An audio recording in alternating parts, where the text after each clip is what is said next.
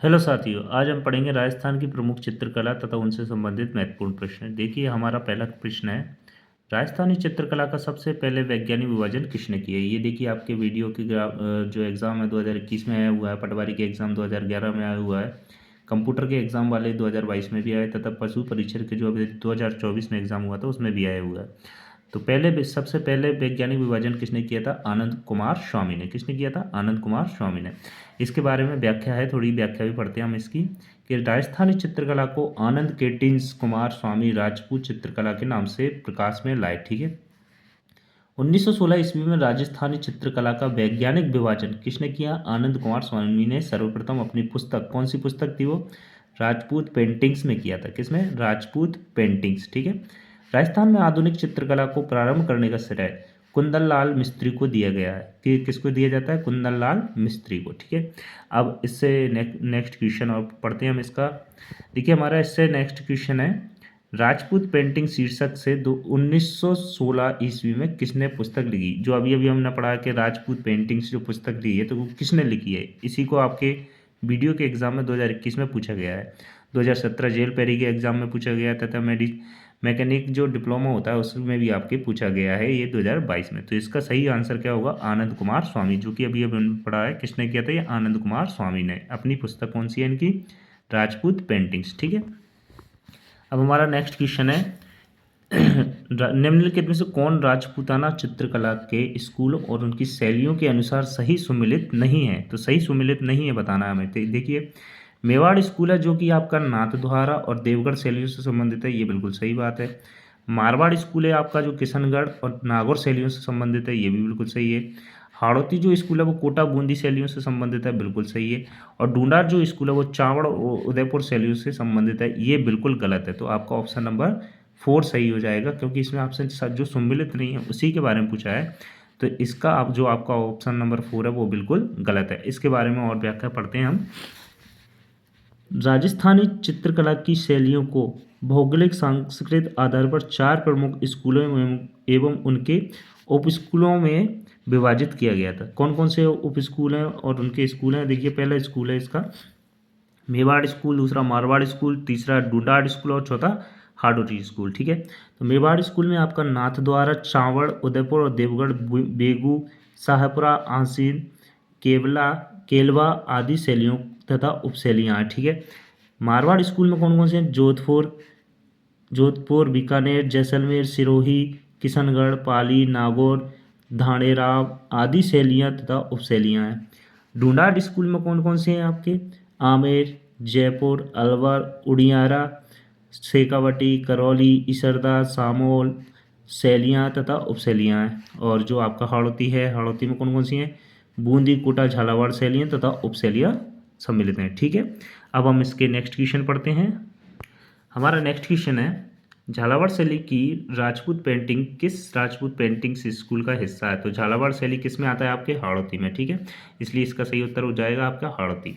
Next question है आपका, बूंदी शैली, कोटा शैली, झालावाड़ उपशैली राजस्थान चित्रकला को किस श्रेणी में वर्गीकृत करती है? तो ये आपके कौन से में आ जाएगी? हाड़ौती, क्योंकि इसको हाड़ौती संभाग भी बोलते हैं, इसलिए ये आ जाएगा आपका हाड़ौती स्कूल। नेक्स्ट क्वेश्चन है आपका, घाणेराव, रिया, भिनाय, जूनिया आदि टिकाणा कला संबंधित है, किससे संबंधित है? तो ये किस स्कूल शैली से संबंधित है? चित्र शैली से संबंधित है। तो इसका सही उत्तर होगा आपका मारवाड़ स्कूल चित्र शैली।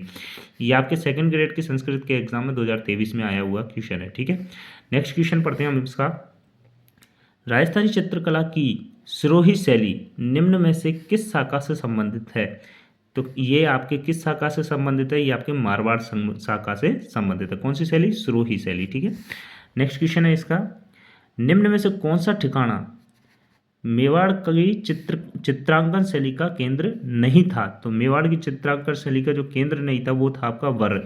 जबकि कौन कौन से थे मेवाड़ की चित्रांकन शैली के ठिकाने? आपका शाहपुरा था, आसिंद था और बेगू था। ठीक है।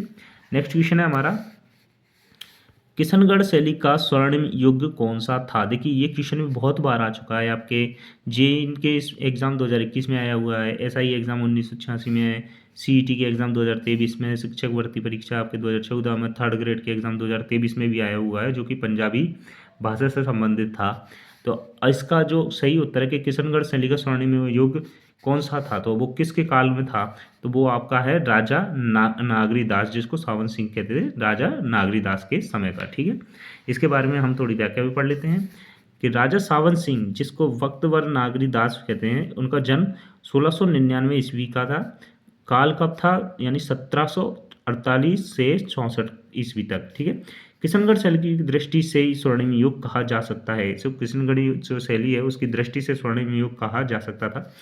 राज्य के लिए राज्य के लिए भाई के साथ छिड़ी गृह कलेश से बचपन से ही कृष्ण भक्त महाराज सावन सिंह के मन में विरक्ति के भाव पैदा हो गए और वे सबको छोड़कर अपनी प्रियसी बनी ठनी के साथ वृंदावन चले गए और वहां विरक्त भक्त के रूप में रहने लगे और भक्ति व काव्य जगत में नागरीदास के नाम से प्रसिद्ध हुए। किस नाम से प्रसिद्ध हुए, नागरीदास के नाम से। कौन, सावन सिंह। ठीक है, इनकी मृत्यु वृंदावन में ही हुई। वृंदावन में इनके निवास स्थान को नागरीदास का डेरा कहते हैं। ठीक है, वृंदावन में इनकी मृत्यु हुई था तो इनके जो डेरा है यानी निवास स्थान है उसको क्या कहते हैं, नागरीदास का डेरा। अब हम नेक्स्ट क्वेश्चन, हमारा नेक्स्ट क्वेश्चन है, कवि एवं चित्रकार नागरीदास के रूप में कौन प्रसिद्ध था। अभी अभी हमने पढ़ा था कौन प्रसिद्ध था, सावंत सिंह, राजा सावंत सिंह। ठीक है, इससे संबंधित एक और बार क्वेश्चन है, देखिए ये भी आपके 2022 और 2023 में आया हुआ क्वेश्चन है और ये भी आपके 2022 और 23 में आया हुआ क्वेश्चन है। ये थर्ड ग्रेड के एग्जाम में भी आ चुका है कि सावन सिंह का संबंध किस चित्र शैली से था। सावन सिंह का जो संबंध है वो आपके किशनगढ़ शैली से था। किससे, किशनगढ़ शैली। ठीक है, नेक्स्ट क्वेश्चन है हमारा, किशनगढ़ चित्रकला शैली के संरक्षक सावन सिंह की मृत्यु कहाँ हुई थी। अभी अभी हमने पढ़ा है कहाँ पर हुई थी, वृंदावन में, और इन्हें किस नाम से जाना जाने लगा था, नागरीदास के नाम से। ठीक है, नेक्स्ट क्वेश्चन है हमारा, निहाल चंद किस शैली का चित्रकार था। निहाल चंद किस शैली का चित्रकार था। देखिए ये भी एग्जाम में कितनी बार आ चुका है, 2011 के सेकंड ग्रेड के एग्जाम में आया है, यूके एग्जाम 2007 में आया हुआ है, एग्रीकल्चर जो ऑफिसर एग्जाम होता है उसमें 2013 में आया हुआ है, सूचना सहायक के 2013 में है, दो सेकंड ग्रेड की 2023 में, और जेल प्रेरी के 2018 में आया हुआ क्वेश्चन है। ठीक है, तो ये भी क्वेश्चन बहुत इंपॉर्टेंट है।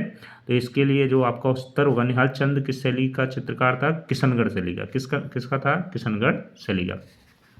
इससे संबंधित जो व्याख्या है उसके बारे में पढ़ लेते हैं हम कि किशनगढ़ शैली के प्रसिद्ध चित्रकार कौन कौन थे।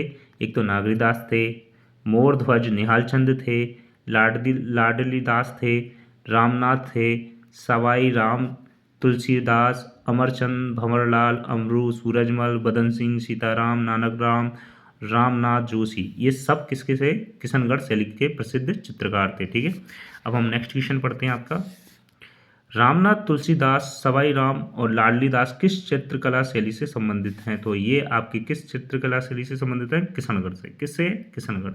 नेक्स्ट क्वेश्चन है हमारा, देखिए नेक्स्ट क्वेश्चन जो इसी को घुमा के दिया है दोबारा से, तो इस क्वेश्चन को भी आपका दो बार आ चुका है 2017 में और 2018 में कि सीताराम, बदन सिंह, नानकराम चित्रकला शैली किस चित्रकला की किस शैली से संबंधित है। तो ये किससे हैं, किशनगढ़ शैली से। किससे हैं, किशनगढ़ शैली से। ठीक है, नेक्स्ट क्वेश्चन पढ़ते हैं हम, किशनगढ़ चित्रकला शैली को उसके चरमोत्कर्ष पर ले जाने का श्रेय निम्न में से किसे दिया जाता है। तो किसे दिया जाता है, निहाल चंद को। किसको दिया जाता है, निहाल चंद। ये अब ये भी पशु परिषद के 2024 का एग्जाम हुआ था उसमें आया था।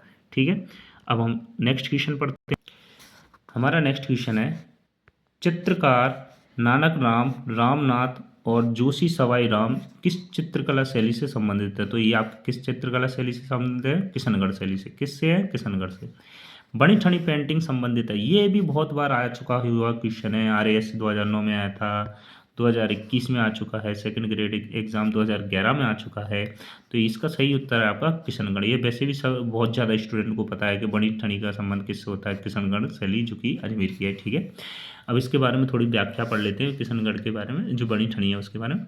बनी ठनी किशनगढ़ के शासक सावंत सिंह, जिनको नागरीदास की प्रेमिका के बारे में संबंधित है। ठीक है, इसका चित्रण क्या है, 1778 ईस्वी डाक तार विभाग द्वारा 5 मई 1973 यानी 20 पैसे का इसका डाक टिकट जारी हुआ था। ठीक है, चित्र का आकार कितना है इसका, तो 48.8 इंटू 36.6 सेंटीमीटर का है। ठीक है, इसके चित्रकार कौन है, ये जो चित्र है इसके चित्रकार कौन है, मोरध्वज निहाल चंद। ठीक है, यानी कि इस जो चित्र है इस चित्र पर आपका 20 पैसे का डाक टिकट भी जारी हो चुका है। इसका उपनाम क्या है, इस शैली को प्रकाश में लाने का श्रेय एरिक्स डिक्सन को है। किसको है, एरिक्स डिक्सन को। वे फेयाल अली को। किसको? एरिक डिक्सन और फ़याल अली को। एरिक डिक्सन ने इसे भारतीय कला इतिहास में मोनालिसा कहा है। क्या कहा है? मोनालिसा। किसकी? भारतीय कला की मोनालिसा। नेक्स्ट है इसका कि वर्तमान स्थिति क्या है इसकी। किशनगढ़ महाराजा के अजमेर संग्रहालय में ये स्थित है। एक मौलिक प्रति अल्बर्ट हॉल पेरिस में भी है। ठीक है, इसकी जो मौलिक प्रति है वो कहाँ पे है? अल्बर्ट हॉल जो कि पेरिस में है उसमें भी है। ठीक है, नेक्स्ट क्वेश्चन है हमारा, इंडियन मोनालिसा के नाम से जाना जाने वाला चित्र राजस्थान की किस चित्र शैली से संबंधित है? तो अभी अभी हमने पढ़ा है किससे संबंधित है, आपके किशनगढ़ शैली से। किससे? किशनगढ़ शैली। नेक्स्ट है हमारा बनी ठनी चित्रकाली सावंत सिंह यानी नागरीदास के समय किसके द्वारा बनाई गई थी? तो ये किसके द्वारा बनाई गई थी? आपको अभी अभी पढ़ा है हमने, निहाल चंद के द्वारा। किसके द्वारा? निहाल चंद। ये भी आपके बहुत बार आया हुआ क्वेश्चन है कि ये बनी ठनी चित्रकारी सावंत सिंह किसके समय बनाई गई, किसके समय किसके द्वारा बनाई गई थी? तो ये आपके निहाल चंद के द्वारा बनाई गई थी। ठीक है, नेक्स्ट क्वेश्चन है आपका, चित्रकारी निहाल चंद से संबंधित था, मतलब आपको बताना है इनमें से कौन सा जो चित्रकार है वो निहाल चंद से संबंधित था। Dhundhar school, Kishangarh school, Mewar school, Hadoti school. तो अभी अभी हम इतना देर से पढ़ते आ रहे हैं तो इसका सही उत्तर होगा आपका किशनगढ़ स्कूल। कौन सा है? किशनगढ़ स्कूल। ये आपके असिस्टेंट प्रोफेसर का 2024 में पूछा गया क्वेश्चन है। नेक्स्ट क्वेश्चन है हमारा, 1973 में भारत सरकार द्वारा राजस्थानी चित्र शैली के समय के किस चित्र पर स्मरणीय डाक टिकट जारी किया गया था? तो अभी अभी पढ़ा है हमने, कौन सा था? बनी ठनी। कौन सा है? बनी ठनी। नेक्स्ट इसी से संबंधित है हमारा, निहाल चंद किसके दरबारी चित्रकार थे? तो वो किसके दरबारी चित्रकार थे? सावंत सिंह। सावंत सिंह जिनको नागरीदास भी कहते थे। इनकी मृत्यु हुई थी वृंदावन में। ठीक है ना, इसलिए वृंदावन में इनकी मृत्यु के कारण जो स्थान है उसको क्या भी कहते हैं हम? नागरीदास का डेरा। ठीक है, किशनगढ़ शैली प्रसिद्ध है। किशनगढ़ शैली किसके लिए प्रसिद्ध है? तो ये आपके चित्रकला के लिए प्रसिद्ध है। ये भी आपके 2023 में आ चुका है।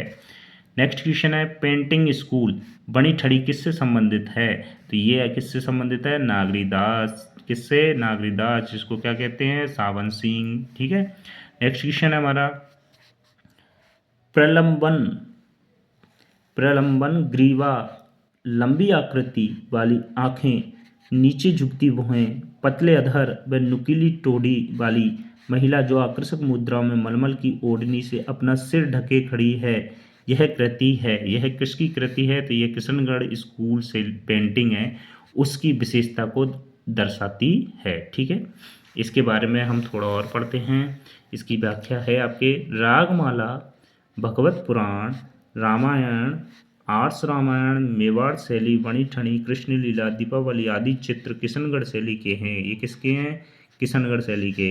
इस अद्भुत नारी सौंदर्य इसकी प्रमुख विशेषता है। अद्भुत नारी सौंदर्य में क्या क्या है? लंबा चेहरा, नुकीली नाक, पतली कमर। ठीक है, इस शैली में प्राकृतिक दृश्यों के अंतर्गत झील, हंस, बतख तथा केले के वृक्ष का अधिकता से प्रयोग किया गया है। ठीक है, तो ये सब किसकी विशेषता है? किशनगढ़ शैली की। ठीक है, नेक्स्ट क्वेश्चन है हमारा, किशनगढ़ पेंटिंग शैली में मुख्य रूप से कौन से पेड़ पर प्रकाश डाला गया है? तो अभी अभी हमने पढ़ा है किसके वृक्ष पर प्रकाश डाला गया है? केले के वृक्ष पर। और यही क्वेश्चन आपके पुलिस कांस्टेबल 2024 में पूछा गया है। नेक्स्ट है हमारा, कलीला दमना।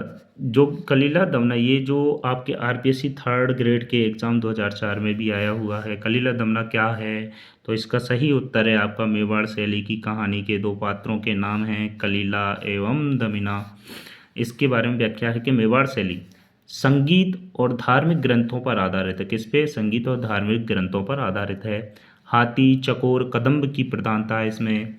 मेवाड़ शैली की कहानी के दो पात्रों का नाम क्या क्या है? कलीला एवं दमना। ठीक है, नेक्स्ट इससे संबंधित हमारा क्वेश्चन, मेवाड़ में रागमाला, रसिक प्रिया, गीत गोविंद जैसे विषयों पर लघु चित्र शैली किस शासक के काल में चरम सीमा पर पहुंची थी? तो ये किस शासक के काल में चरम सीमा पर पहुंची थी? महाराणा जगत सिंह के।